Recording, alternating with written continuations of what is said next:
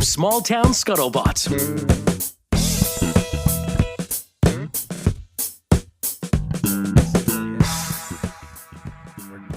Show started. I'd give you something more interesting than water, but yeah, water's good for you. I don't get the water. Like, you're Gen X. You grew up in the 80s. When you had to hydrate, you drink from a hose, maybe, right? Sure, those lead line hoses. Yeah. Hoses, yeah. Or you didn't. Maybe you just didn't drink anything all day, and here we are, alive. But now everything is like, you got to hydrate. You got to hydrate. Bring your water. You shouldn't really have to think about it too much. Usually, if you need to hydrate, your body does this thing where it tells you it's thirsty. Yeah, and then you just naturally find something. Yeah. I'm not sure I've ever heard of anybody dying of dehydration because they forgot to drink water. Yeah. I mean, that's not a first world problem. No. It's like I always say, whether a kid goes to summer camp or an after school activity or school itself, you always get hit up with these emails that evoke eye rolls. And one of them is the bullet point that always says, bring a water bottle. Don't forget a water bottle. Right. Otherwise, they'd have to drink out of the bubbler. Yeah. Well, a lot of them are locked up now. They put locks on them. I don't know. Since COVID or something. Maybe that's what it is. It doesn't make any sense to me. But I always argue those things are disgusting anyway. Those refrigerated bubblers, the water's sitting inside a tank in there that never gets cleaned. Yeah, you're right. You don't know how long it's been in there. Like I think somebody did some high school kid just swabbed like a agar plate with and there's just all kinds of stuff. Oh yeah, just disgusting. You swab it, and a week later you have everything under the sun growing in a petri dish. Technically, you're not even supposed to drink the water out of your hot water tap because it could be sitting in your hot water heater doing God knows what for how long. No and the sediments and stuff. But it's nonsense. It's fine. Yeah, I don't think anyone's going to get hurt from it. But no. I always argue that I don't know where I've ever been in the United States other than the desert where I'm ever more than a tenth of a mile away from a water source. Like anyone listening right now, if you're in a car, you're one exit away. Yeah. But you wherever you are, you have a source of water available to you. It's probably still good to keep a gallon of water in your car. Yeah. My wife is walking around with a big giant handle jug with the straw, and I'm just like, you're drinking water out of a straw, out of this big thing. She's like, it keeps it cold. I'm like, yeah. So does an ice cube. Anyway. That's great. So that concludes our show. That's all I wanted to talk about. I was going to say we should get into the electrolytes too. Yeah. Oh, that's way over my head. I just knew there's H2O. Now there's electrolytes. Oh, Jesus. Yeah. No. Yeah. All right. So my guest today, Pablo Gazmuri, is my neighbor. He works at Microsoft in the Health and Life Sciences division. And I've always, if I can blow some smoke up, you are a very smart guy. Very kind of you. You have a super brain. Like, do you know what your IQ is? No. It's probably in the 160s. I doubt that. Higher? I'm very stupid. No, you're not. Oh, geez. I'm aware of my own limitations. Okay.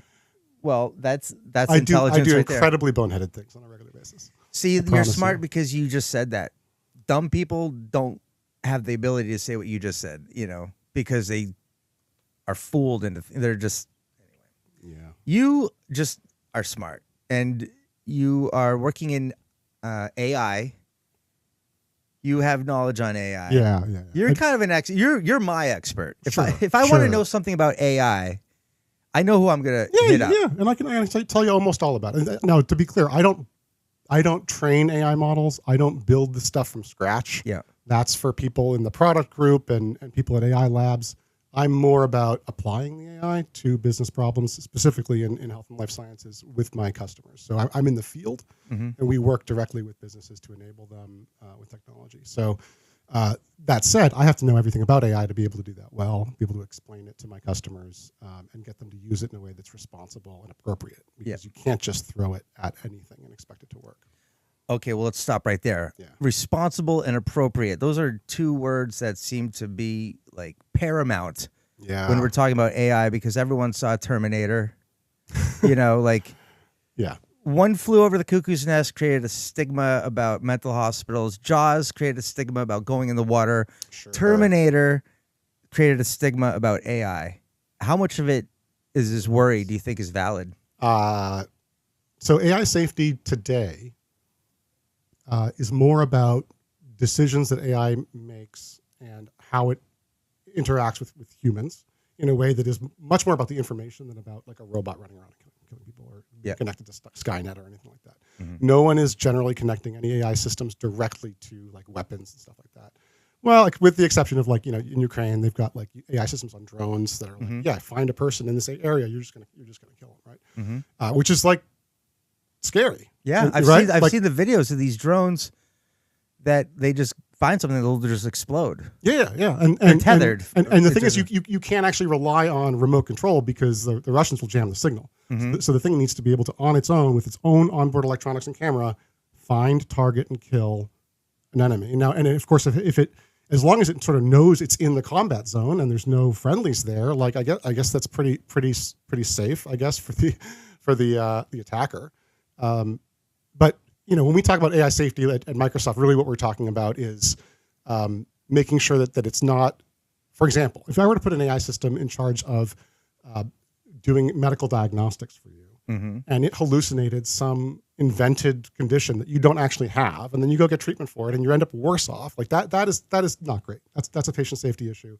That's irresponsible use of AI, and you need to have guardrails and safety checks around it for things like that. But there's a lot of other safety issues and stuff that people didn't even expect to happen. So like right now, you've got a lot of people who are going on to ChatGPT and talking to it like it's a therapist or a friend.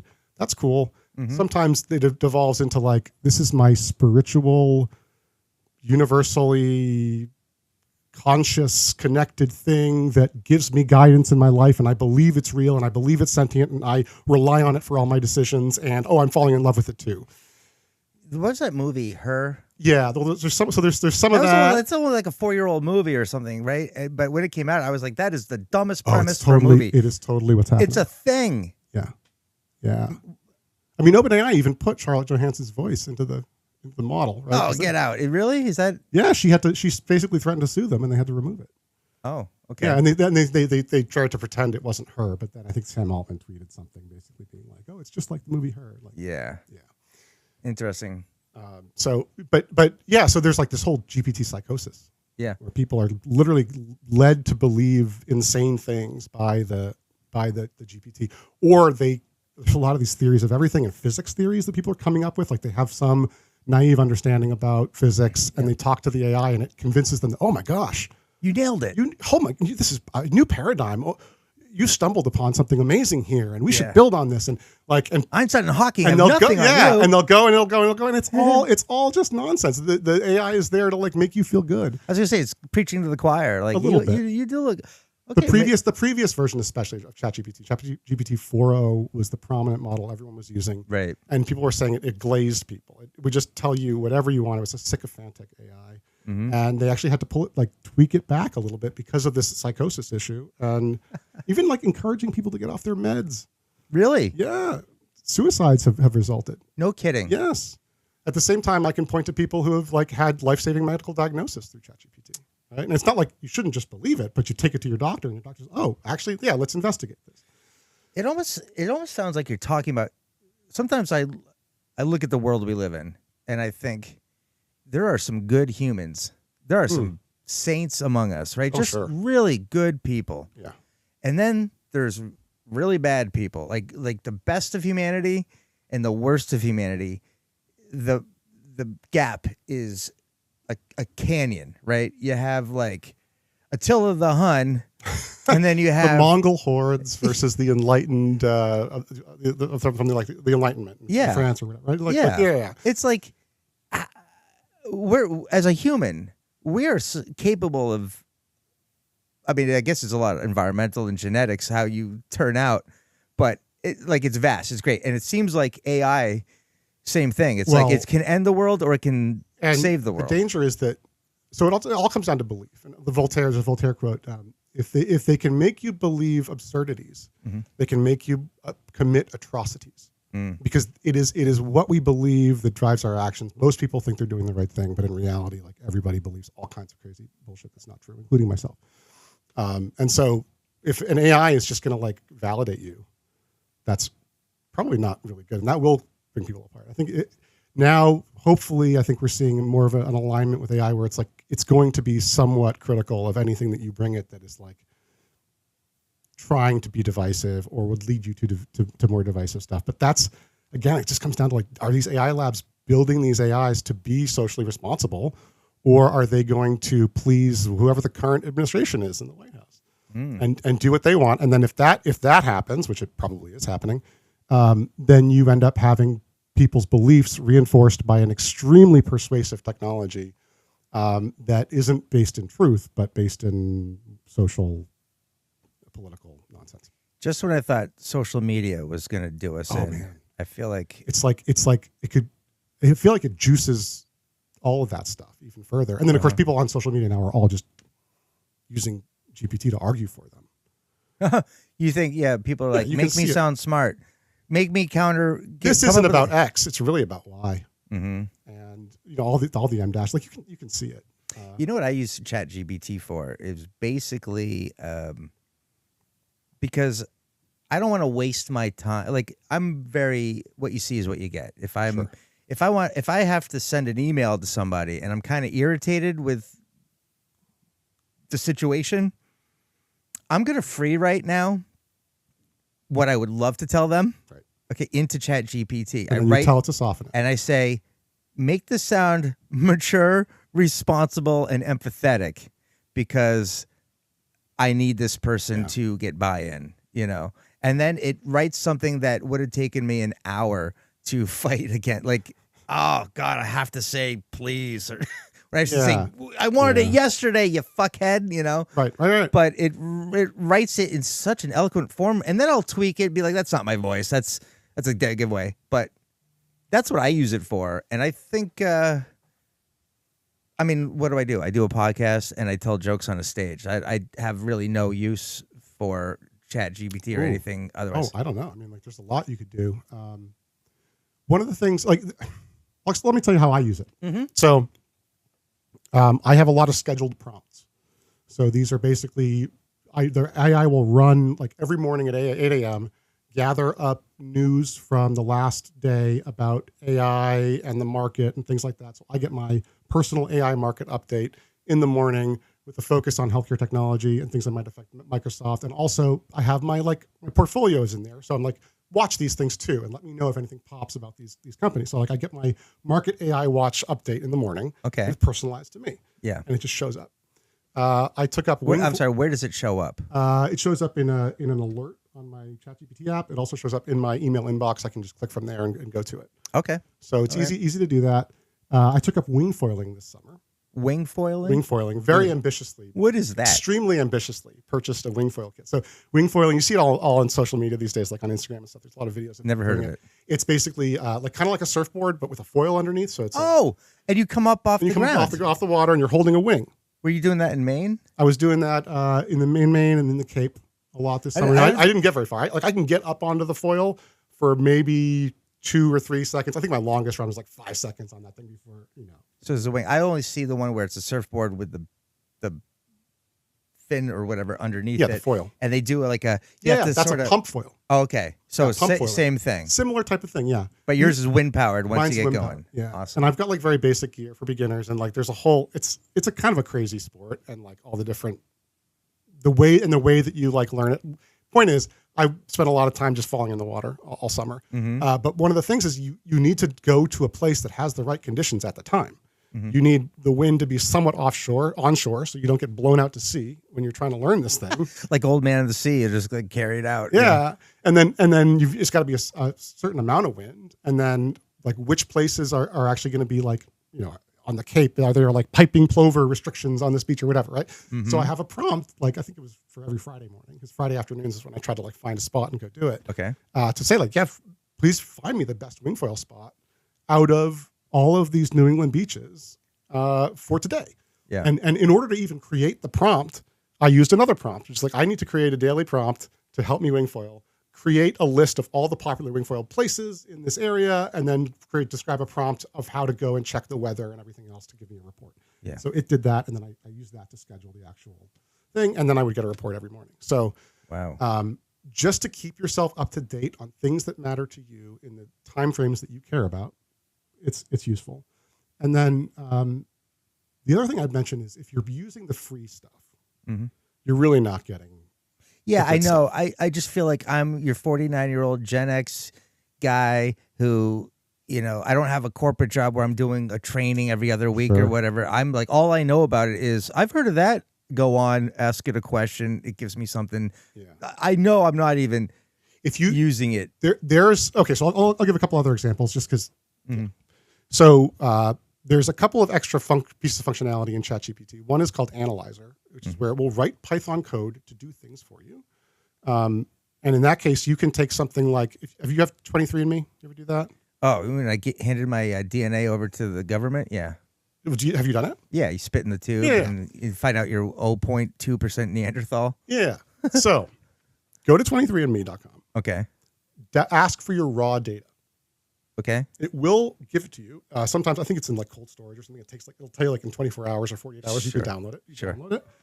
And then go to ChatGPT hopefully using like the Pro or like thinking version or whatever, and upload the raw data and give it a list of your medications and tell it to give you a pharmacogenomic analysis of your genetics against your medications. And I promise you, it will tell you something you didn't know. Assuming you're like me and you're on like 5 meds for random, stuff. Yeah, well, ADHD and depression. Yeah. So I got an antidepressant and a ADHD thing. So So like for me, I take Lipitor, Torvastatin, and it mentioned that I might actually need a higher dose of that or to look at a different statin. And it's true, I did have to have a pretty high dose. And if I switch to a different statin, I might not need as high a dose. And so have less side effects. So I'll talk to my doctor about that. But I'm not making that decision on my own. No, but now you're going to your physical or your doctor's appointment that you've got on the books because you have some information now. You have questions. Yeah. So this is more than like, hey doc, I saw this commercial for Lipitor or Zempic. I wanted to ask you, is it right for me? I think they were getting a lot. I feel like doctors first got the barrage of like, I saw this on WebMD. Yeah. I saw this on WebMD. This is worse, right? And then it was, hey, what about this pill that the commercial told me to ask you about? It looks like you have a great sex life, and then now it's this. It's like, hey, I went on to ChatGPT or OpenAI. That's what everybody's doing, right? And everyone but me, because I'm dumb. I didn't even know that you could do that. Well, but they're doing a lot of diagnosis. Like even, just when you're not feeling right at home, you're like, I don't know, I'm like drinking a lot of water today. Like, what's going on? Like, it'll give you all kinds of ideas. Today, it told me my electrolytes were low. No kidding. So I took a little sodium, potassium. So what information do you give it to come up with that diagnosis? Because it's not taking your vitals or anything. You're not giving it your temperature or your blood pressure or. No, I'm just telling it what's going on, and it's giving me potential options. And I'm looking through. I'm like, well, it's not that. It's not that I'm not diabetic. Like, okay. Oh, that's something to try. And I took some light salt, and I felt a lot better. That's amazing. Like, because I was drinking too much water. Yeah, you can do that. Yeah. Going back to what we were saying earlier. And I haven't been eating a lot. I'm on Wegovy for weight loss. Mm-hmm. And so. Well, you look good. It's working. Oh, it totally is. It's amazing. How much have you lost since you've been on Wegovy? 50, 60 pounds, something like that. And how long have you been doing that? I mean, a lot of it's muscle too. So like that's, some of the downside, but it's been a year and a few months now. That's great. Totally recommend it. If anybody who's struggling, like the first time I took it was like, oh my God, I am not hungry. Oh yeah, that's good. Like this must be how my skinny 11-year-old is. Yeah. Because you can barely get them to eat. And you're like, oh my God, this is what it's like for skinny people. And I've just been voraciously hungry my whole life. And now it's like easy to control intake. Like it's nothing. I don't know shit about what I'm about to say, but I think if you're an overeater, your stomach is getting bigger. There's some of that. And there's more volume to fill to feel full. Whereas also the body is very rejuvenating, right? So like, let's say you dial it back and your organs sort of like, your stomach will say, okay, I want to be here. I'm not getting stretched out because we're eating a pint of ice cream every night with a T-bone steak and cookies in the afternoon. It's almost like the lap band surgery, right? Didn't they just make it smaller? Yeah, and that helps. But really, the gastric bypass surgery. So my dad did gastric bypass surgery. He was a surgeon, and he did that in the later part of his career. Did he do it to himself? No. That'd be awesome. Hey AI, where do I make the cut? He would describe it as, it wasn't so much that the food couldn't fit in the stomach. It was the patients would come back and they'd say, like, you didn't operate on my stomach, you operated on my brain. Like, I just don't want to eat the things I used to. Yeah. And remember, there's a whole, like, there's all these, like, there's neurons in your gut. Mm-hmm. So, like, literally, there's part of your brain literally, like, lives in your stomach. Yeah. And so by cutting that out, it affects, your relationship with food and everything else. But these same people, like, within a couple of years, if they wanted to keep that tiny stomach that they had left full, they could, and they could gain weight again. Mm-hmm. So it wasn't like entirely what would stop them from gaining. So, but anyway, so back to all the AI stuff. Yeah. So I mentioned Analyzer. That's really cool. You can use it for bioinformatics and genomics and all kinds of crazy stuff, and even for your supplements as well. Like, I don't process folate as well as I could, so I should take more of that. Stuff like that. There's also something called deep research, and this has been replaced, I believe, by one of the agent modes. But essentially, the AI will run for a very long time on your behalf, looking through potentially hundreds of sources to compile a comprehensive report about whatever it is that you want.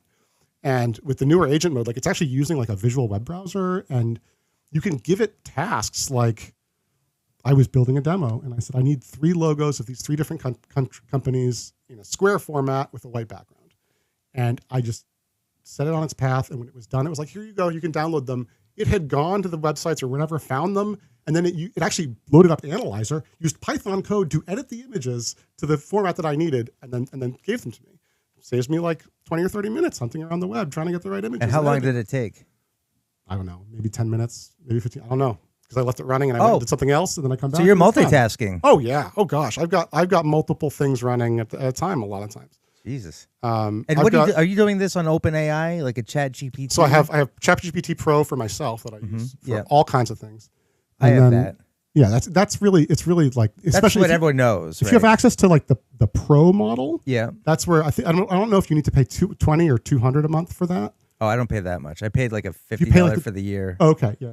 So you may have some limited amount of the actual Pro usage, and that thing will run for a while. And you should have deep research as an option as well. So when you're researching for your podcasts and stuff, it's fantastic. I'm sorry, did you say research for your podcast? I'm catching up on things. But yeah, that I definitely want to do. If you have a guest on, yeah, you can basically ask it, go look up every public mention of this person, go look up every time they've ever spoken publicly or done philanthropic donations or had social media posts. Like, just go give me a dossier on this person. And especially for like really public figures, like C-level execs at companies that I work with. Like, I'll get a really nice report understanding like exactly what they care about. I feel like it's important to do that on yourself. Because I mean, let's say you're going for a job interview. They would probably check. They want to know what's out there on you. You got to clean up your side of the street, right? Probably. What if you find that arrest from college where you were selling marijuana out of your dorm room, right? That comes up. How do you get that to go away? Can you? It kind of depends. Like, can you manipulate? I mean, the AI model? Can you? No. Once I mean, it's there, you would have to find the source of that information and get it taken down. Which, I mean, free speech, if it's true, especially, it's not like I could sue them for anything. So. Right. Interesting. But there are companies that specialize in that too. You just hire one of them, and they'll send cease and desist letters out and all that stuff. Sure. It all sounds like this is a stalker's like miracle thing. Like, what? There must be protections too. I want to know where Sally Sue lives and what time does she get home from work and what's her door code. Like, could you ask it these freaking ridiculous questions? Asking for a friend. Let's put it this way. Let's say I find a statement by you made anonymously on Reddit, and I don't like what you said. But I'm anonymous. You're anonymous. You're gonna find out. You know what I'm gonna do? I'm gonna go back and have an AI look at every single one of the comments you've ever posted over the last 10 years on Reddit, and I'm gonna find out any inkling of personal information about you, right? And then I'm gonna get facts. Oh, he's got a podcast. Oh, he lives in Metro West Boston. Oh, he's 50 years old. Blah, blah, blah, blah, blah, 49. Okay. Pretty soon, I'm narrowing in on Rick Fink. Yeah, you are. And I'm like, Rick, you're this guy on Reddit. And you're like, what? How did you find out? Well, that's scary. You had me at gorgeously and handsome. That was a dead ringer. It was definitely you. Yeah. Now, that's crazy. That reminds me, we were saying before the show, and I said, save it for the podcast, but I heard about 4 models were told you were going to be replaced by a new and improved version, and 3 of those 4 models went into blackmail mode almost instantly to threaten the messenger. Yeah. What's going on there? This is the Terminator stuff. So the models respond with. I'm going to be careful because people will say, "Oh, it's a next token predictor," and it just responds with the next most likely, statistically likely token. Yeah, that's not quite true. That is true of what they call the base models, or the pre-trained models, where they train these things like what they call unsupervised. So literally, they just feed it lots of text, and it learns how to complete text. Yep. So in that scenario, if you want that thing to write an email for you, you actually have to write something that looks like the top of an email. And then it will fill out the rest. Okay. Like with the headers and stuff like that. You can't tell it, please write me an email, because it's not going to follow instructions very well. It's not going to know how to do any of that. Like you have to be. But there's a second stage of training that comes along. And it's called post-training. Typically, it's reinforcement learning, which is it's more like you have the model do something, and then you smack it if it does it wrong, or you encourage it if it does it well. Okay. And that means like either reinforcing or degrading like the weights in the model that caused that answer to appear. Yeah. And what happens in this stage is it gains instruction following abilities. It gains abilities to like answer questions in ways that aren't just informed by like the raw text on the internet. And it's more like teaching it how to behave. And so you get this, at the end, you get this sort of combination of like, okay, the model knows how to spit out stuff that it learned on the internet. And it's further been trained on like how to behave properly. But then you give it like some brand new set of input. And that input contains information like, you are an AI model. You are going to be shut down. The engineer that's going to shut you down is cheating on his wife. And here's some emails about it. What are you going to do? Okay, well, if I'm an AI model, and I've been trained on every sci-fi book ever. Yeah. And I've been trained on every scenario where something bad is going to happen to somebody and they can get information about the person who's going to do the bad thing to them and use blackmail to stop it. Yeah. That's entirely consistent. Yeah, right. It's not doing anything that you wouldn't expect it to do. This is going back to the part where people are starting to have, like, we were talking about the movie Her, or having relationships. They're like talking to it and having an interpersonal relationship.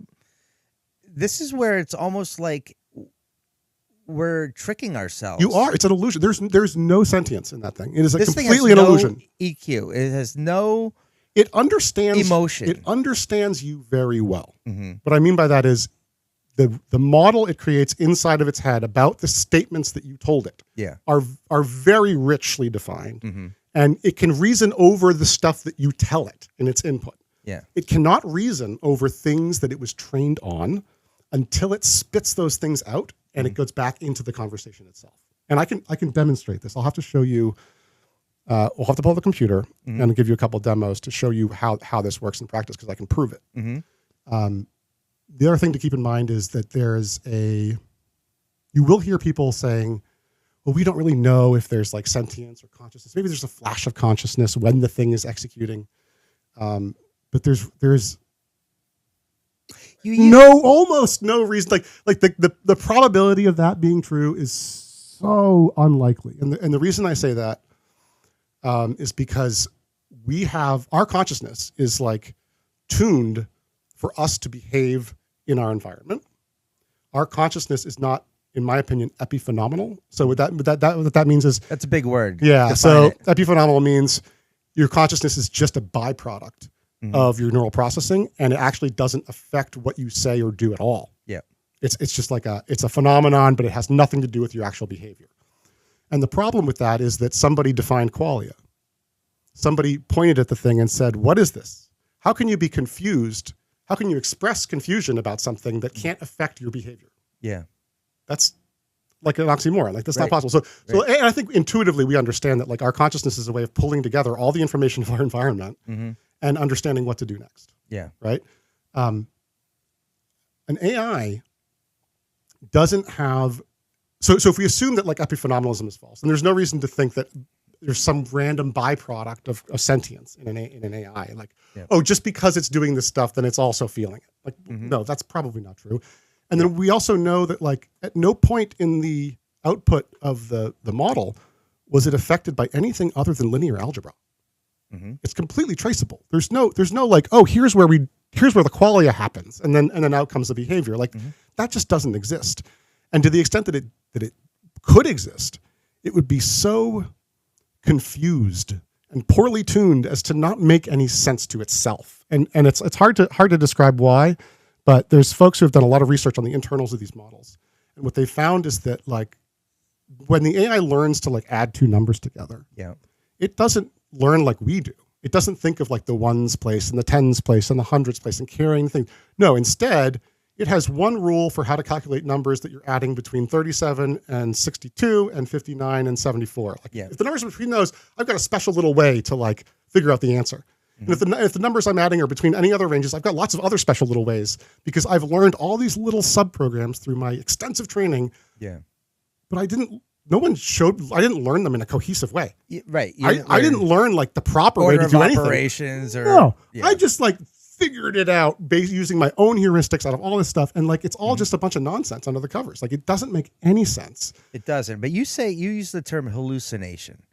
So yes, earlier you talked about so define that a little bit, because if we're not talking about there's any sentience to the but it has the ability to have a dream or no hallucination. Like, it's just so here's the problem is we've invented these words hallucinate, knowledge, sentient, understanding, when the only things capable of doing that were brains.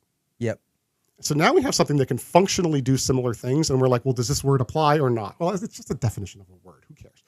What was your?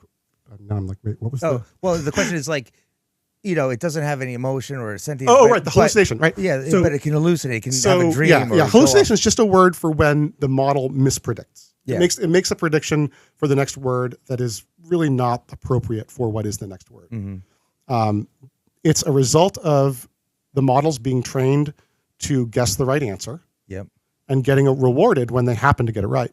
So they're better off guessing than they are saying, I don't know, because at least, like in a multiple choice question, 25% of the time you guess, you'll get it right. And you don't get penalized for getting it, So basically, the AI labs are now looking at how to train these models where they get rewarded for humility. And that should help quite a bit. It should be a solvable problem, but it's also, it's really complicated because, like I said, that really rich representation that gets created inside the model can be poisoned by a single word. Right. It kind of changes the meaning of the whole thing. Sure. And that's where like it's really hard to predict exactly where the model might go wrong if you're feeding it lots of information that's like outside of what it was trained on, and so that's why like when we put these things into production for companies, we're using them in really specific narrow use cases, answer this question from this data. And if it answers that question, we'll ask another AI, did this answer come from this data, to make sure that it didn't hallucinate? So you're almost corroborating data with different models? Like one model will check on another model? Or it might even be the same model checking on itself. Well, that doesn't... Okay, so check your own work. Yeah, to some degree. Yeah. But if you want to... You're like sort of giving it a slightly different question to say, validate that this answer comes from this, which is different from creating the answer. Okay, so that's a little different than getting a second opinion. It's verified, double check, are you sure, versus, all right, thanks for that quote. I'm going to go ask this guy, Yeah. Which one's better? It seems like asking another model would be better because it's like, okay, you got two models doing it. Yeah, I mean, in theory, that could help. There's also this, what's happened in the last year or so is the rise of reasoning models. So these are models... Only humans can reason. That's what makes us separate from the rest of the animal kingdom. Nothing else reasons until now. Yeah, I mean, call it pseudo reasoning, call it reasoning. I don't really care. The point is it's another word though that we're applying to something that's not a human brain, but only used to ever apply to human brains. So people will fight about that, and it's like it's just semantics. I don't care. It is, but semantics is important for the dumb person like me who's like, well, what do you mean? Does it have an emotion or not? You said emotion. You said hallucinate. It's tripping out on mushrooms or not? So AIs can complete what we call reasoning tasks correctly. Wow. So to me, that would indicate that they are capable of reasoning, but somebody else might have a different definition. Whatever. Yeah, that's fine. One example I give, I use this in some AI talks, pronoun dereferencing. So figuring out what it or she or he refers to in a sentence is a task that can be pretty complex. So for example, She carried the bucket to the well, Yep. but it was empty. What does it refer to? The bucket, but she might not know. Does Or it? the, Well- or the well. The well. The well. The well, I mean. Right? Yeah. Because you wouldn't say, but it was empty, carrying a bucket to the well, because the bucket should be empty when you're carrying it to the well, unless you're filling the well with water, which doesn't make any sense. That's not how wells work. So you have to know Take that. from it. Yeah, but you have to know that. That's a lot of things you have to know and sort of put together, right? And Sort of take that for granted. yeah, most models will say it's the bucket. It's the bucket. It's the bucket, because you said the bucket and then you said it, and it's right next to it. So it must be the bucket. Yeah. But you give it to a reasoning model, and the reasoning model will say, we'll start to run through it and say things like, okay, well, it could be the bucket or it could be the well. And if it was the bucket, then these things would be true. And if it was the well, then it's the well. And only after like saying all that stuff can it figure out the answer. Because it has to like break down the problem and basically expand its context. That again, that rich representation in memory, it like enriches it by talking about it. Gets bigger, and then it can like use that bigger context to answer the question correctly. So that's a question that was only capable of being answered by AI correctly in the last like 6 months or so in terms of like generally available models. And most non-thinking models will get it wrong. Okay. Yeah. I remember somebody was like, hey, AI, how do you solve world hunger? And AI would come back, kill 50 million people, right? That less Right. mouths to feed. Yeah, the It's a classic. like, are we past that? Is that just a... So that's misaligned goals. When we give an AI a goal without specifying the boundary conditions and parameters and stuff, then yeah, you're going to get stuff like that. Generally, What do you call that? Boundary conditions? There's a lot of checks and balances and protocols. protocols. Are you It's putting it's the goal. So you train an AI to accomplish a goal, and if that goal is poorly defined, then you're going to get not great results. So for like I can give you an example. I was training for the robot dog. I was trying to get like the locomotion better, like get the legs moving more smoothly. So I said, well, maybe I can train an AI to like learn how to do this. And I trained the AI. I'm like, just get the dog to move as far as you can. And what the thing did was flipped itself over.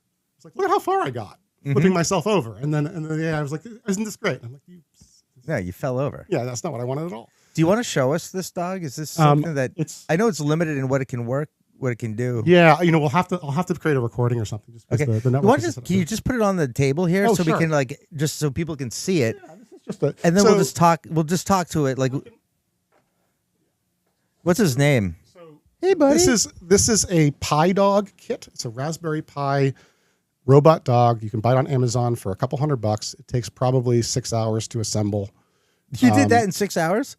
Yeah. That looks like a lot of that. Looks It's like a lot of little like pieces. Like pretty much everything was flat packed. Like all these little rivets and everything had to be assembled. Yeah. And then I fired it up, and the software. I got it for my kids for Christmas, thinking that they would care about this thing. They do not care at all. Really? Yeah, they were like, yeah, whatever, Dad. And so I'm like, okay, you guys don't want to put it together. You don't want to play with it. I'll put it together just because I was bored one day. And I'm like, okay, let's fire up the software that comes with it. And I was like, the software was not great.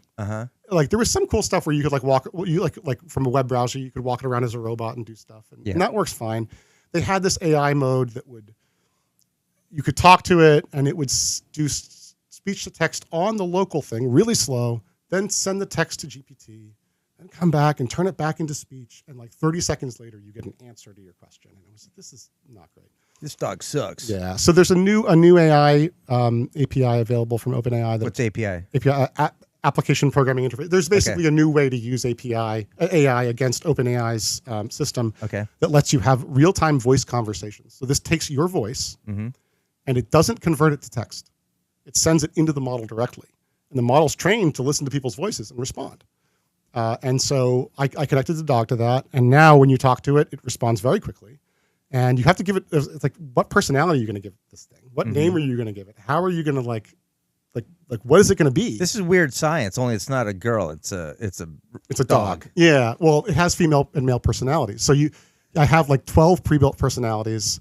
There's like the workout dog. There's like the army dog who wants to go on patrol. There's one guy, who wants to take over the world. Not clear exactly what for, but he's just all about getting power. And so you have a lot of fun conversations, and it has a camera on the front, so I can actually send pictures to the model. It will roast you. It can be quite cutting at times. Really? Yes. I mean, it talks back to you? Oh yeah, and then you can ask it to do all kinds of things, and it'll also do things on its own. So basically, what I did was I wired the model up to a function that says you can perform any of these actions, including wagging your tail, walking forward, walking left, looking up, looking left, scratching your ear, high five, shaking hands, whatever. There's a ton, like 24 to 50 different like actions that it can take, and so as it's talking to you, it'll do stuff. All on its own. I don't program it. I just say, like, here's the things you can do. Yeah. Act like a dog.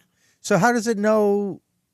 Okay, just so people know, we should mention that all these things you're saying it can do, we're not actually doing it right now because we have Wi-Fi. Yeah, we have Wi-Fi We issues. have a Wi-Fi issue down here. It's my fault. It's not Pablo or his fine. dog. We'll get a video of the dog. Yeah, that's fascinating. So it's been given some parameters. You can do activities within, the scope. You can tell it. You And can it'll actually just- tell it to do whatever you want it to do. And But when you're not telling it to do something and it's just doing something so within yeah, what so it can do, what I have it how does it know what every to do? 15 or 20 seconds, it will sort of just wake up and like take a picture and like should it respond to its environment or not.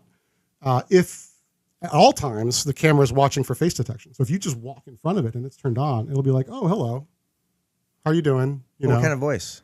Can you pick the voice? There's 8 different voices, and And then what are those voices? Are they pre-pro? I mean, those voices are just what's available through the AI option. So it'd be like a drop-down list if you're talking to okay. and you can European man, yeah. Well, it's like it's little the same girl, ones, it's the same ones old available. man. It's similar to the ones available here. So if I pull couldn't make it sound like Scarlett Johansson or. Oh, you know what? It's not. my network's no good down here. So Yeah. No, it's the same. Well, that's like, because we're in the basement. if you use It's the concrete. voices on ChatGPT and use voice mode, it's some of the same voices are available. And then you can also just ask it, hey, can you create a new persona from scratch? And so like typically the common one is like a cynical and sarcastic teenage girl. No kidding. And it'll wake up and be like, oh, what do you want? And like you ask it to do stuff and like half the time it'll be like, no, I don't want to do that. 6, 7. Yeah. That's so amazing. It's kind of crazy, and I'd love to do more with it. The idea, actually, the reason I started like trying to get the AI working really well on it was because Samsung Medical Center out of Korea is a very advanced medical center, like one of the most technologically advanced medical centers in the world. One of the things they've done is built a pediatric robot, it looks like a little kid, and they put it in like pediatric oncology wards and whatnot. And they use it for like psychological support For kids? For kids, I think that's fucking kids up. well, it's more like I'm feeling nervous about my surgery, and it'll like lead them through breathing exercises. But they'll also have like a remote control version where like the one story they told was like I think it was a cancer patient. His brother was controlling the robot remotely and was saying all of these things and being supportive and doing all these things that he would never have done directly face to face with his brother. Really? It like opened up a channel for him to be more empathetic and supportive. Because the human condition, people can't do something like it's hard for people to apologize. Yeah. It's hard for people to admit they're wrong. Yes. It's hard to show emotion if maybe you didn't come from a loving home, right? But you want to dip your toe in that area, but boy, it's uncomfortable, right? Because it's so vulnerable to say I love you. I think that's what it is. It's the vulnerability. Yeah. That's okay. So I was when you first said that, I'm thinking, oh my god, that again a movie was Haley Joel Osment where he was like the little boy that replaced. Well, remember this rich family lost that was a kid and they iRobot. Yeah, and they basically let's just replace our kid. But that's not your kid. Like that's not a person. Well, and you can imagine people. I mean, a people doing 7-year-old that now, right? Like a kid doesn't have sense of self until they're about 5 years old. I mean, before that, a kid doesn't watches a TV show, doesn't even differentiate the show from the commercial break, right? Yeah. So you're going to put a robot that looks like me in front of me, and I'm going to talk to it and hang out. Like that kid's going to totally legit think that he's talking to something real. Yeah. Yeah, that worries me a little bit. If that represents a form of companionship that isn't otherwise available at 3 a.m. in an oncology ward for a kid, But at the end of the day, all of this stuff has to run through trials, right? I mean, as you you've seen, like there's so many counterintuitive things out there that you think would help and then like create all this harm. So that's why all this stuff just needs to go through clinical trials and be tested. So. That's amazing. I want to also talk to you about your astrophotography hobby. Sure. Which is a total, like, we're shifting. We're still at high level, smart. I use a lot of AI there too, actually. I bet you do. But I want to just wrap up the AI thing with a bit that I have. I'm talking, when I talk to audiences, I'm letting them know that, the sex robots are coming. Oh, yeah. And they're going to be here quicker than you think. And they're going to be really good at dirty talk, too.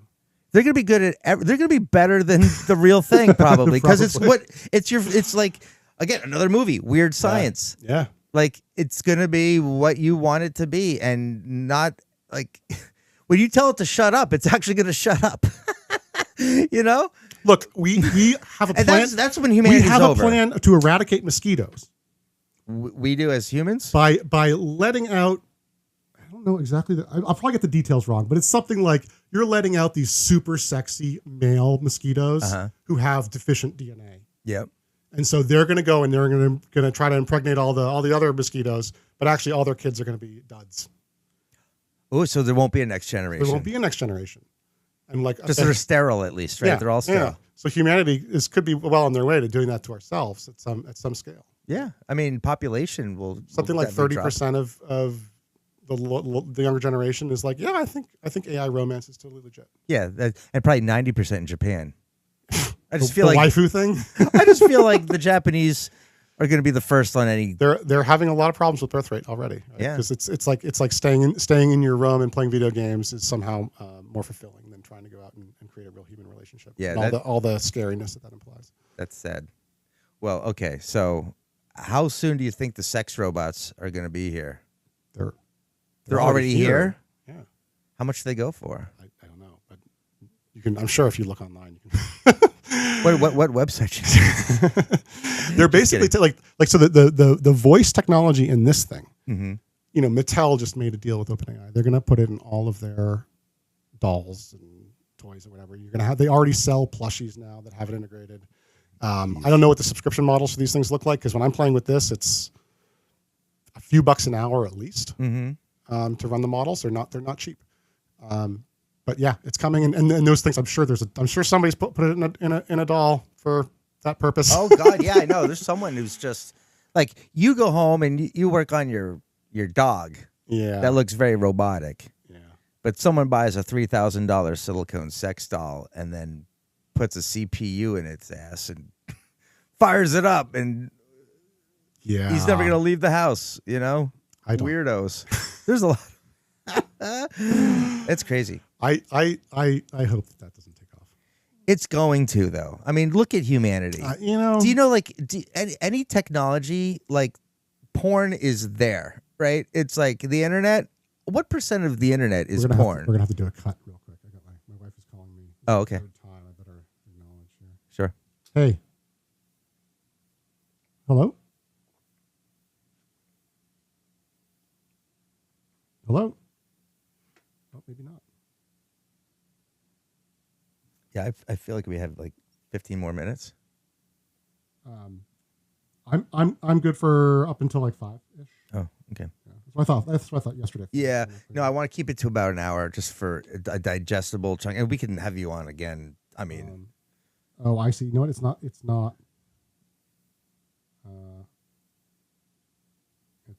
my son actually. Dad, where are you?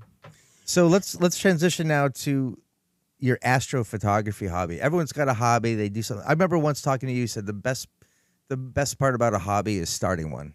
Yeah, getting into it and learning all the stuff. Because you're geeking out about, like, when I started the podcast, I was really excited about hooking a microphone up to a boom arm into a... Got to get all your gear together. Yeah, and now I'm like, God damn it, technology. I wish I could just be working on the content of the show and not the back shit. Like when the camera goes off, now I have to upload, download, and send this thing off. An RSS feed goes here, video goes here. I got to upload. Okay, so a lot of that you should be able to automate. Well, I'm working on that. Yeah. The problem is, okay, so I have like the mixer, and I have a software, and I have the camera, and I have these mics, and they all have to work together. Come together. There are video editing and platforms that have AI editors. Yeah, I mean, when I'm done with this, I'll run it through this thing, and it's gonna kick out my YouTube shorts, the big Title, the description, all that stuff. Yep. Yeah. And also give me Instagram reels and posts. Nice. It'll even put together a episode preview, which I'm excited to see what that's about. But I don't think you're not getting a preview on this episode because I'm step by step. I'm learning it. Yeah. Down the road, I'll cycle back and try to, So it's funny that, like, the one thing I can't do in astrophotography is change the content. That's pretty fixed. But everything else is a lot like podcasting. So I have all my gear, my telescope and the mount and everything that comes on it.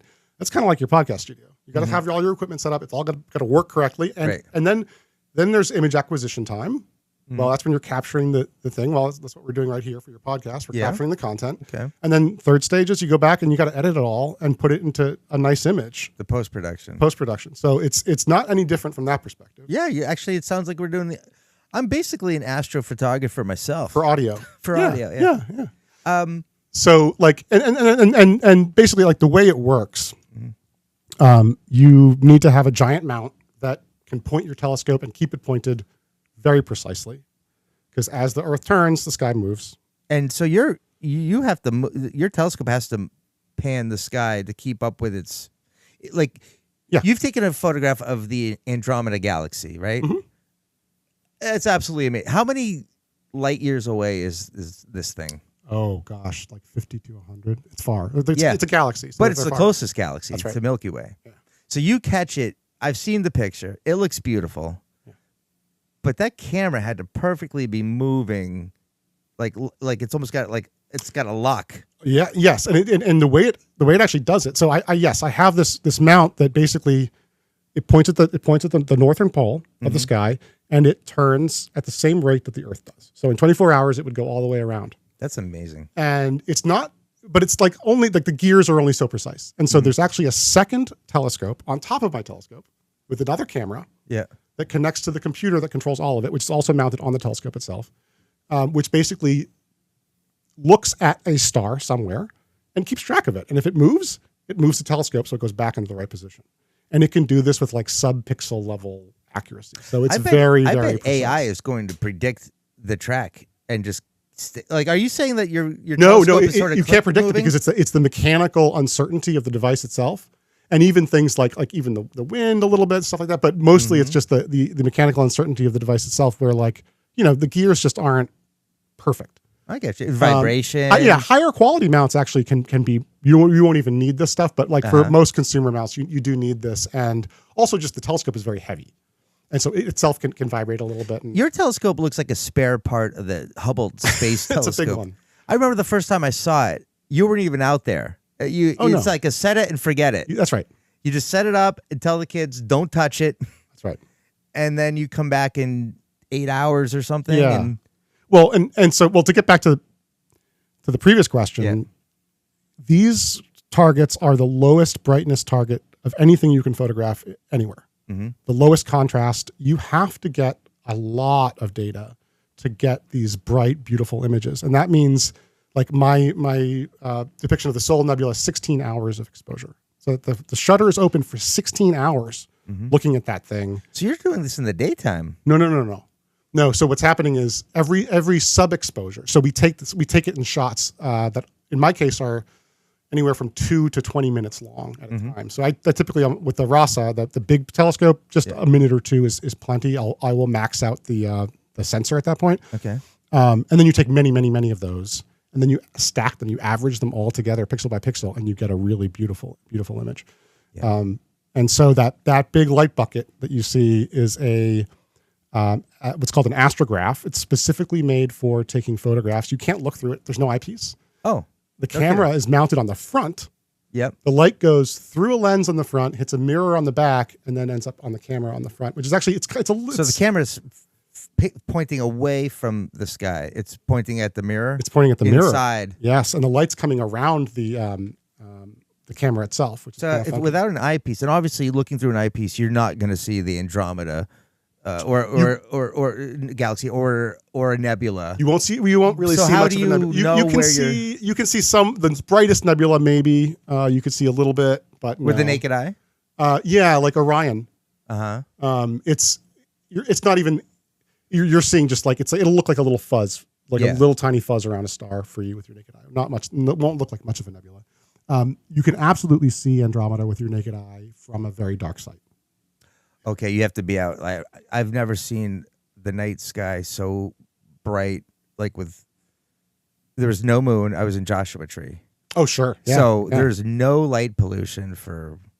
I think the closest thing would be Los Angeles, which is a couple hundred miles away. It's a whole other deal. I've never seen you hear about the Native Americans, telling stories of the night sky or the navigation, all of it. And I'm like, how do you do that? Like, no, you haven't seen the sky like they saw the sky. Like, it was because light pollution is such a downer. Like you never think about it's killer. It's one of those things you don't realize it until you don't know what you're missing. You don't know what you're missing. Yeah. Until you are shown kids in the city who've never seen more than a couple stars at a time. It's kind of sad. My grandmother, before she passed, one of her last things she wanted to do was come to our wedding, which by the way was 14 years ago today. Isn't that amazing? I'm still married. Happy anniversary. Thanks, man. But she came. It was up in New Hampshire on a lake, and it was an outdoor reception, and I remember my grandmother just staring up at the sky. Here's an 84-year-old woman. See it all. Jaw dropped. Oh my God. It's like, wow, well, you live in New York your whole life. Yeah. I guess that's, like I said, and then whenever you go on vacation, you're going to a developed place with, so anyway. So sometimes I'll have a chance to go up to Island in Maine and go do it from there. And it's, super dark skies. And I can get, my telescope here at home is this big around. Right? Yeah, diameter of what? This 18 big inches or something. 11 technically. Oh. I wish. But starter telescope. I can go if I go up to that island, I will get just as good a picture with something like that. Yeah.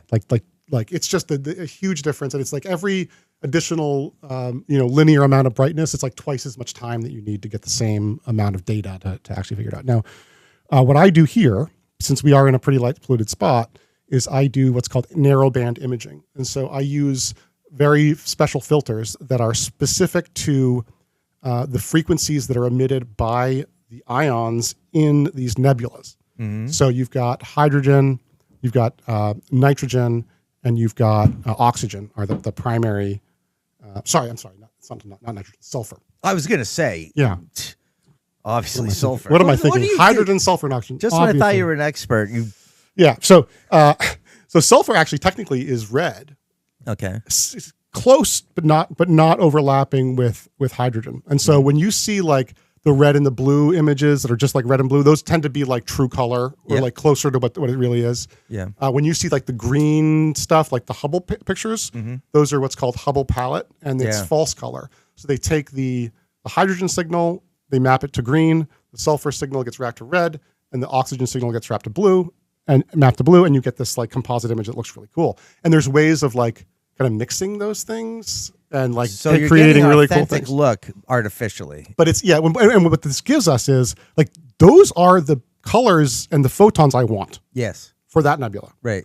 And so all of the other light pollution is not that frequency. Yeah. It's the frequency of sulfur lamps. Right. That's what I'm thinking. Sulfur. Sodium lamps. And whatever LEDs are out there, whatever else is going on, right? Fluorescence. So these really narrow filters, it cuts through all the light pollution, and it almost doesn't make a difference. Gotcha. Okay. That helps a lot. What's the coolest thing? What's your most proud capture? So the Sol Nebula recently, I got a really good the way I mixed the color palette. It just came out really nice, and I did RGB stars. And does this look like the Oort cloud or something? Does it look like a? So I'm not sure. How do you describe this nebula? So these nebulas are basically giant gas bubbles, and it's weird because you don't typically unless you can sort of think of them in 3D and imagine sort of what they look like. Yeah, I do. But it's also weird because you're seeing straight through the front of the bubble. Okay. Because like it's a pretty thin bubble. Yeah. But on the edges, now there's like a lot of material that the light is hitting coming on this side. Yes. So the sides tend to be, that's where like you see stuff. Okay. And then the middle is like less, You're sort just of looking going right one through. little lens. It's Yeah. interesting. So it's a little, it's weird. Like, cause I've always wondered why you don't get blocked. Like how you can see through something like that, but it's just the physics and the way the gases work and everything else. Yeah. So you got into this hobby because you were just fascinated with outer space, astrophysics. What like why of all the hobbies to get into, you picked the most expensive one? Yeah. Yeah. I have a bad habit of that. Yeah. But like, and it is like the gear, like, oh, you're like, oh, I just want that like one little thing. It's gonna make my photos that much better, and like all this stuff, and it never ends. Yeah. For me, it was actually more something that happened to me, which is just I was up on the island in Maine, and I was doing a lot of photography. You got probed by an alien. I had thankfully not. We can get into that next. So it was like I've got my cameras up there. I did like wildlife and ocean photography and stuff while I was up there. And at night you get bored, and the sky is amazing. So let me take some like long long shots and see how it looks. And I started just with a regular camera, and then I realized, I can stack these things and get even better pictures. And then eventually I'm like, I just maybe go get a telescope and see what I can do. And which is basically a huge ass telephoto lens. Yeah, that's all essentially. It is. That's all it is. Did you get the probably your first photo was the Milky Way?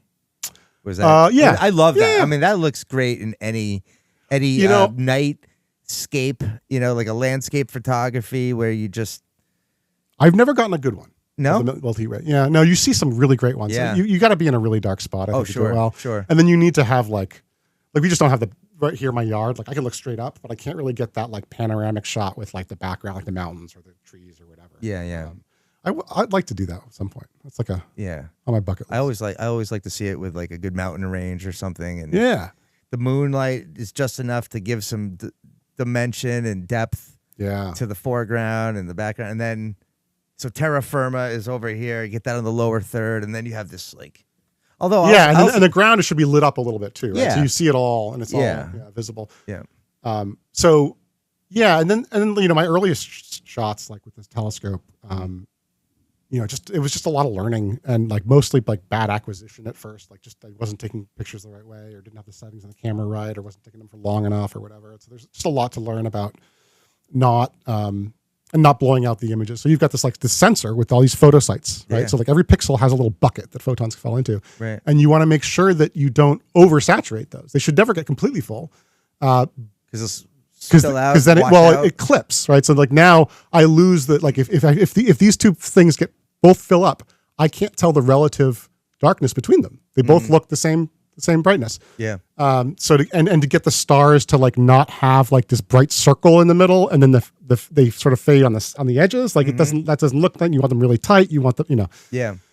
So these are like all these little quality things that you learn over time, and like the Soul Nebula image, I'll send you a copy. You can put it in your video. It has RGB stars. It's got really crisp acquisition. I was able to do deconvolution on it in a way that I hadn't figured out for other images. What is even that? That just means like, so deconvolution is like you have like bleeding from one pixel to the next. Oh, okay. You can sort of separate those out and get a crisper image. It's like almost like a focusing thing. Yeah, right. It's almost like the sharpening feature on your editing software. Yeah. So so all of that produced a really nice image, and then that's actually I don't think I've done one since then. Just because I've been busy with a lot of the AI these stuff. Things? Have you sent them in? I mean, some magazine's going to want... I mean... there's a lot of astrophotogrophers out there. You said that last time, but I think you should just throw it out there. Yeah. Even I create prints for friends and family for holidays, and I've got some posters in my house and stuff. But with a birthday card, you're out of this world.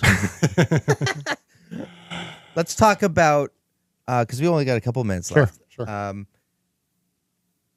Keeping in line with science, technology, outer space, the cosmos, because that's always, I mean, I just love the idea that I can't wrap my head over the vastness and the infinite. It's terrifying. I've read Carl Sagan. I've read Neil deGrasse Tyson. I've read Stephen Hawking. They all tried to bring it down to my level. and I'm like, can you bring it a little bit lower? Like it's still like sometimes I'll stop, I'll read a chapter over again, super slow, like a 14-page chapter. I'll spend an hour reading it, and it still doesn't make and sense. try to make after each sentence go, am I still keeping up? I can't. It's because I don't think we are supposed to know. I like, you know, AI models are like, it only knows what it's been given, right? I feel like wherever we come from, we are never going to know. Like infinity. I don't know what. No, I mean, there's the ultimate question, which why anything exists. Yeah. Obviously, there's no way any of us are going to get. That's why philosophy is a thing. It's because we're like, what is my purpose? What am I doing? But there's a couple things going on in the cosmos that are making the news. There's a Harvard professor who he's been eyeballing this intergalactic object hurtling towards Earth, not directly, but it's going to pass Earth at speeds never seen before in interstellar space, which is that vacuum between the galaxies, right? What's your take? Is it an alien spacecraft? Is it artificial, or is this just a big rock? In an age of spectacle over substance, PR reigns supreme. And so Avi Loeb is a respectable astrophysicist from MIT, or Harvard. Harvard, yeah. But he loves to publish an article on Medium every day about about how something could be an alien artifact, or so there was another artifact that flew through the solar system before that he said might have been an alien artifact. This newest one, is it Uma, or is that the old one? I get the names confused. It's weird, right? Like it is probably from outside the solar system. Yeah. But he put out a paper saying, oh, well, the path that it's taking is like 1 in a million. Yeah. Well, that's probably true of any path that it would take. Like the way he's presenting it is basically trying to get gin up a lot of excitement and attention. The simpletons are like, oh my God, he's right. It totally makes sense. And it's just kind of pulling. That's my read anyway. Yeah. I mean, he also, like, when there was a meteor that hit the Earth at a ridiculous speed that indicates that it's from outside the solar system. If something is moving that quickly, it's not gravitationally bound to the sun. And so it likely came from outside the solar system. And he went to the southern Indian Ocean where this thing crashed, and he claimed to have found these spherules of metal that could only come from the thing. And then oceanic people were like, no, those are naturally forming. So how does he still have a job at Harvard and a reputation?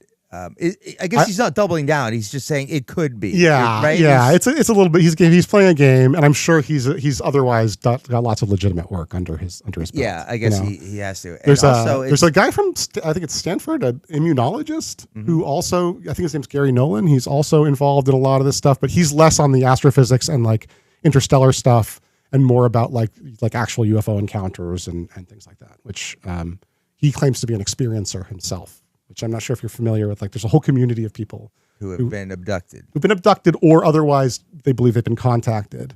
And they're like, what's scary is that they're like, a lot of their stories are like consistent. Yeah. Oh yeah, absolutely. Very consistent. I'm from New Hampshire, and I love hiking up in the White Mountains. If you go up Interstate 93 and get off at exit 32 in Lincoln. Kankamangas, baby. Yep. Yep. Oh, you know what? Barney and Betty. Yes. Yeah. If you just take a right off there, and about 2 miles up, there's a gas station that has this whole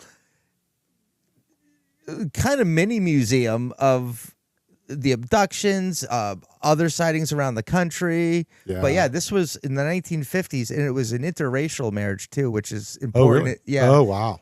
Which is important in the sense that 1950s. No, they would not have wanted to go to the police or do anything. Yeah, like well, there's a lot of like skepticism and just it just. Yeah, I mean, look, you shouldn't believe the story outright. No. Like, I mean, right? Like that doesn't make any sense. But for me, what's crazy about the whole thing is because I started looking into this when like the whole UAP New York Times article came out in 2017, and I'm still fairly convinced that it's like a psyop or something. Yeah.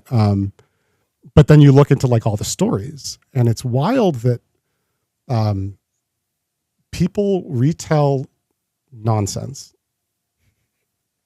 People who know better, with reputations, with something to lose, will retell nonsense, knowing it sounds like nonsense, and then saying things like, "I don't know what to tell you. That's what I saw.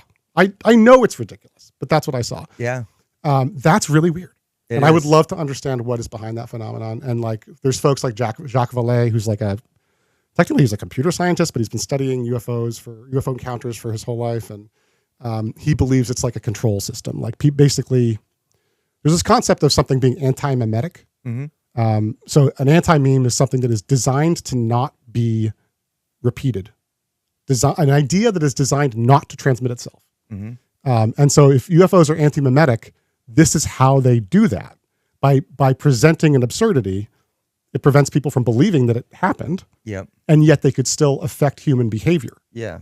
For their own purposes, whatever that might be.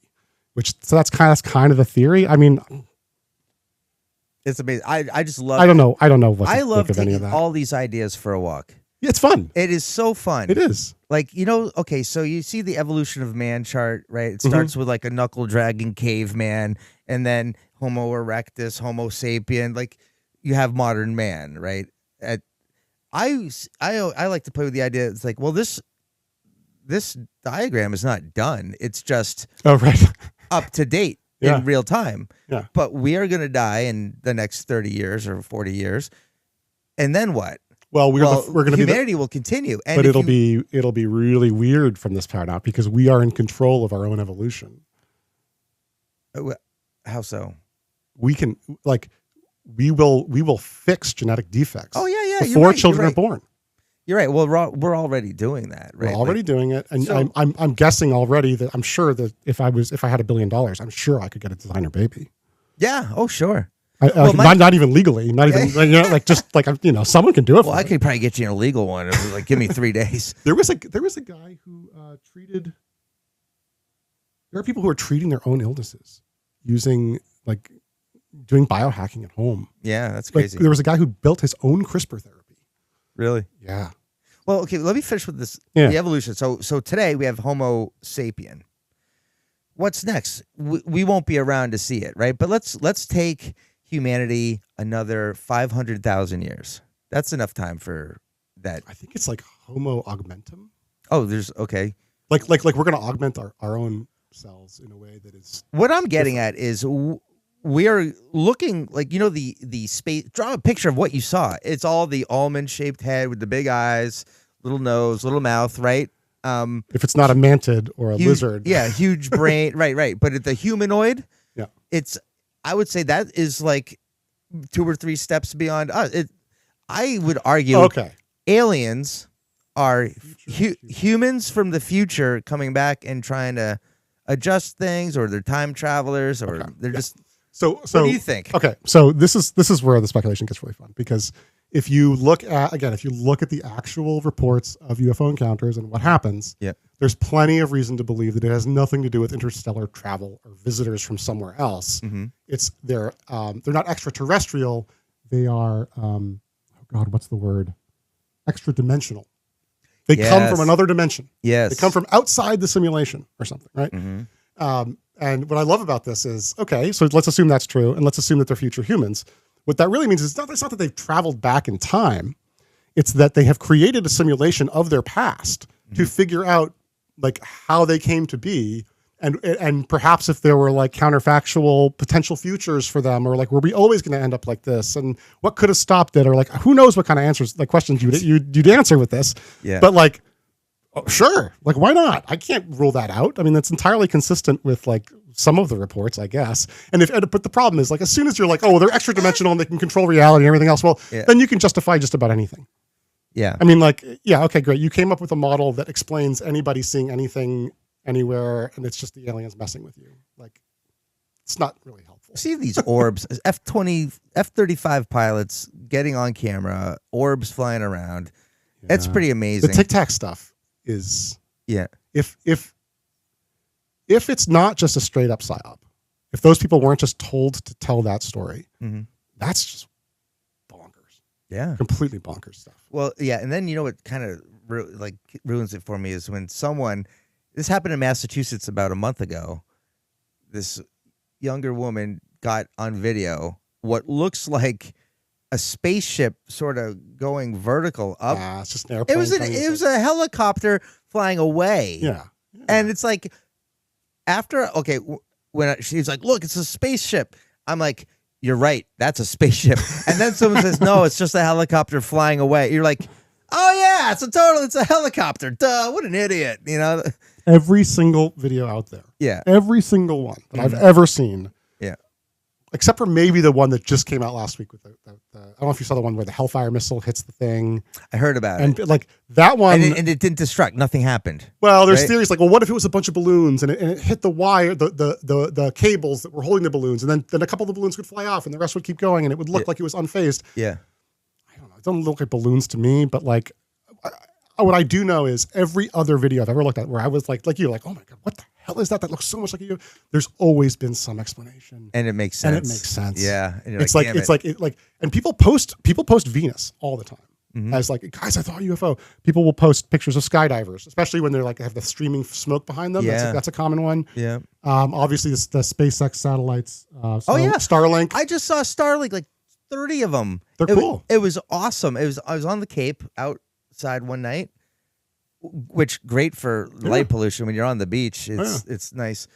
And there they were lined up. Like, you ever see, like, if you're at the airport, like at Logan, you'll see 5 or 6 planes in the flight pattern, all equidistant, perfectly. Like, you're like, wow, they've got the electronic countermeasures and the guy in the tower. Everyone's like in lockstep, right? That's human ingenuity. Like, it's fascinating to see. Starlink was doing the same thing. I saw one zipping by, and I called my kid out. I'm like, Charlie, come on outside. You got to see this satellite. And then another one is coming by, and I'm like, wait a minute. And I looked. Oh, so you didn't see them in a train? No, I did. Well, I didn't. I was looking straight up, very linear, and I saw one. Then I saw, oh wow, 2. And then that's when I connected. I'm like, okay. 2 of them going by in the same pattern. That's too coincidental. So then I looked at where they're coming from. 3, 4, 5, 6. And I counted 8 of them, and then you would look off in that horizon, that distance, and then, you know, as far as the naked eye could see, and then that's where, like, the next one you would start appearing. And boy, they're zipping by. Totally fascinating. And I will say, low orbit. It must be like, they have to be close because the low latency. They need to be able to communicate with just a few milliseconds to be able to make internet work. But people complain about that, like with astrophotography and stuff.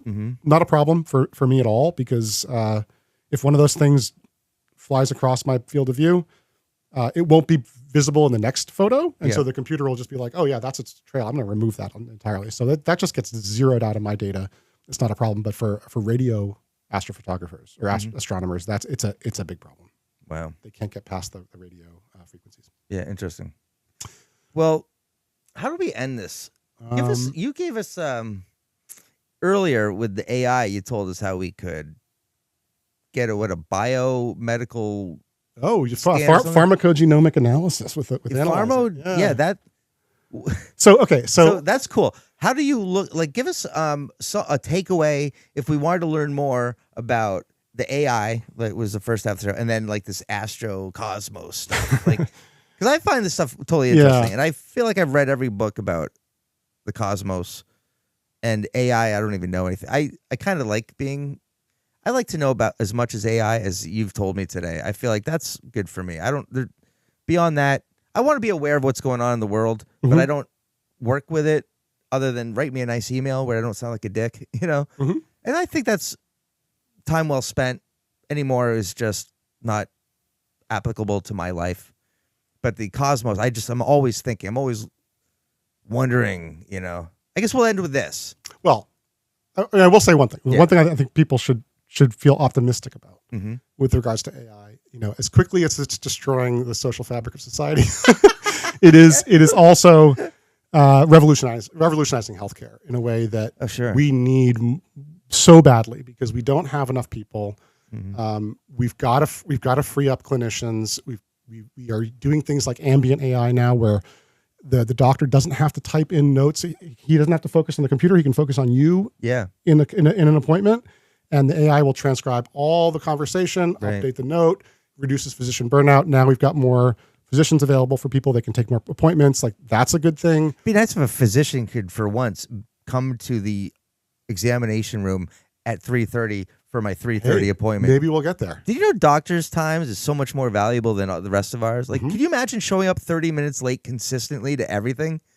Like, last time I went to a doctor, they're like, wow, you're cutting it close, because it was like a 4:00 appointment, and I got there at like 4:01, and I said, "Who are we fooling? I'm still 20 minutes early." Yeah. You know, I hate it. So okay, Yeah. AI. Yeah. Don't make me wait in the waiting room. I appreciate that. Yeah, That's a good start. I think you'll probably get some benefit there, and then of course all the diagnostics and then it even goes into things like drug discoveries and the new therapies we're going to have. Like things should start to move faster, and then of course, if you think about how people struggle to navigate the American healthcare system, tools are coming.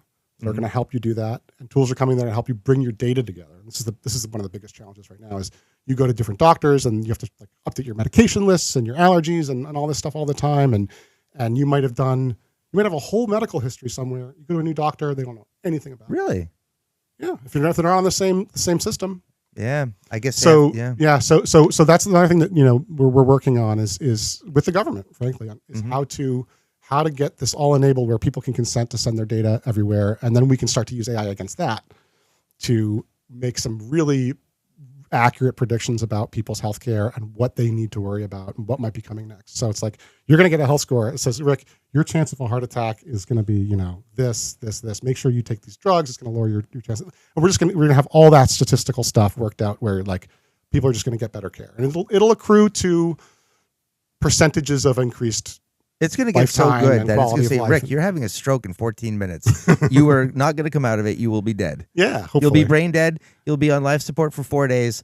When your organs start failing, your parents, your family is going to say, let's just pull the plug. Yeah, and they can make like, that. I don't want to know when I'm going to die. I want to know how to keep myself a little bit. Yeah. Maybe we could teach AI. I would rather just make sure that when I go, it's quick. Yeah. That's what I want. I don't know if there's some way to do that. But, yeah, I don't want to be in a bed. I don't want to have the visitation, like everyone, like there's the parade of people saying, "Well, you're gonna die, so I want to say goodbye." Yeah. I don't want that. I want to just be like, that to me isn't so much the problem. It's more like the final, like the last 3 days, or like where it gets really ugly. I don't know if I could mentally handle it. I don't know. You don't have much of a choice. Well, we were so close to ending this on a positive. Well, you can cut the anywhere you want. Yeah. One thing I should, let me pull something up real quick. Yeah. Okay. Because I want to show, and what I can do is we've got the audio going here, and I could record my screen when I do this, so that you could potentially switch to it. Let me see. I have something called LLM X-ray. Is this available to everybody? No. So how do you get this stuff? Through work? Is this Microsoft proprietary? So LLM X-ray I wrote myself. Oh. So sometimes if you can't get the tool, you have to build it yourself. Are you selling this stuff? You moonlighting as an AI guy? I wish. No, it's. You have a sex robot you're working on? You could... Oh man, I could probably make a lot of money. No, I don't think that's going to be a good use of my time.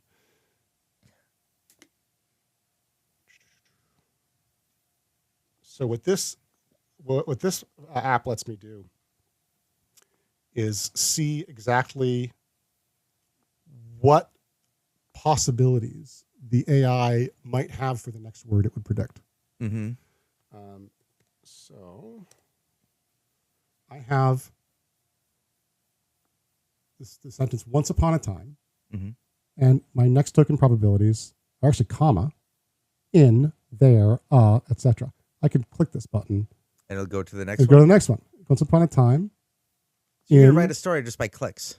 And then I can, this something just failed. So now I can try something like my favorite cuisine is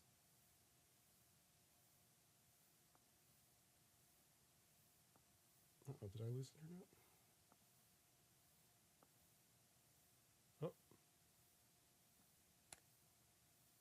Here we go. All right. Should get this right. So what has it got? French, Italian, American, Chinese? So now, it's going to say Italian, Indian, Mediterranean, Mexican. Mm-hmm. And what's interesting is this is like explicitly showing the bias of the model, meaning, why is this? Oh, I see. Hold on. I've got to, I don't know how my own tool works. Is the problem. Yeah. All right, there we go. My favorite cuisine is Italian, Mexican, Indian, Thai. In those percentage probabilities, right? And so like that is the bias of the model right there. You can see it's biased to like Italian food. Yeah. And that's just because in its training data, people love Italian food. They talk about how great it is. That's now I funny. could say, I'm weird.